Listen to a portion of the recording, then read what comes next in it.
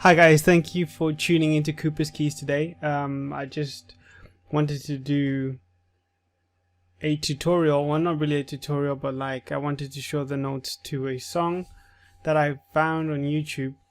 And I also wanted to thank everyone who stopped by today to view the channel and have a look at the video. I just want to let you know that I appreciate your time and effort and looking at the content on this channel.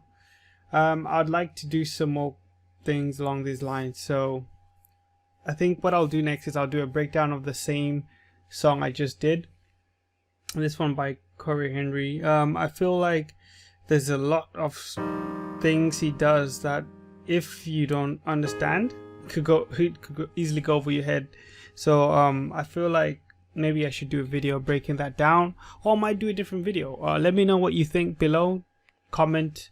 Remember to like, subscribe if you haven't already, and put the notification bell on so you can see all the new content I'll be uploading. And I plan on uploading quite a lot of content for this channel, so it's I want to cater to the audience as well, so I would appreciate feedback and let me know what you'd like to see next.